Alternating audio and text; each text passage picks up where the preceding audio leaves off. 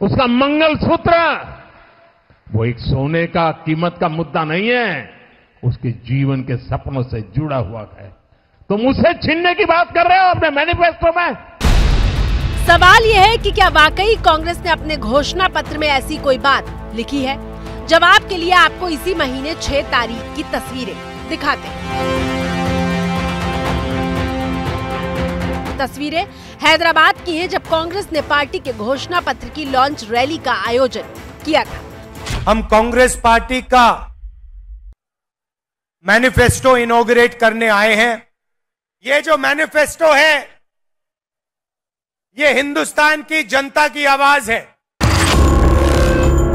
घोषणा पत्र की लॉन्च रैली में ही राहुल गांधी ने एक बयान दिया था, जिसमें उन्होंने आर्थिक सर्वे की बात कही थी।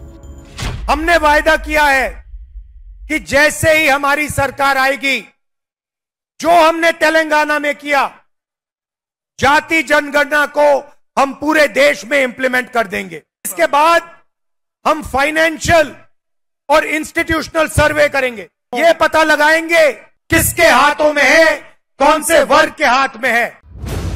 हालांकि ये बयान राहुल गांधी ने 6 अप्रैल को दिया था, लेकिन इसका इस्तेमाल बीजेपी ने पहले चरण के चुनाव में उस तरह से नहीं किया जिस तरीके से ये दूसरे चरण के चुनाव से ठीक पहले मुद्दा बन चुका है। वैसे मोदी ने घोषणा पत्र सामने आने के बाद 6 अप्रैल को सहारनपुर की रैली में इस बात का जिक्र किया था।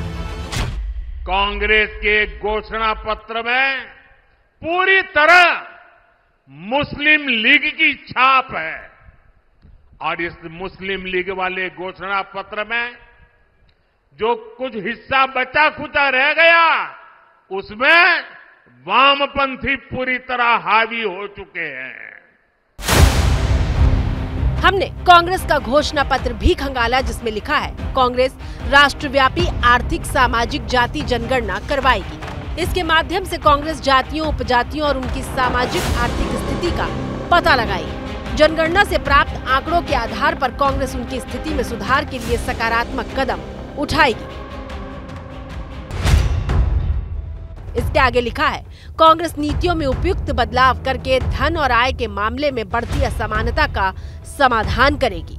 पहला कदम होगा जाति जनगणना, उसके बाद आर्थिक सर्वे। बुधवार को राहुल गांधी सामाजिक न्याय के मुद्दे पर आयोजित कार्यक्रम में मौजूद थे और इस कार्यक्रम में राहुल ने फिर से ये बात दोहराई कि सामाजिक और आर्थिक सर्वे की जरूरत क्यों है। देश को पता लग जाएगा कि इस जात में इतने लोग हैं और हिंदुस्तान की संस्थाओं में इनकी इतनी भागीदारी है। तो ये एक प्रकार से नेशनल एक्सरे मानिए इसको। और मुझे लगता है कि 70 साल बाद ये एक जरूरी कदम है और इसका कोई इतराज नहीं कर सकता है। ये लाइफ टाइम का काम है और इसको हम मिलकर करने जा रहे हैं। वैसे सैम पित्रोदा के जिस बयान पर इतना घमासान मचा है, वो अमेरिका के सिर्फ 6 राज्यों में लागू है, जहां व्यक्ति के मरने के बाद उसकी आधी संपत्ति पर जनता का हक भी होता है।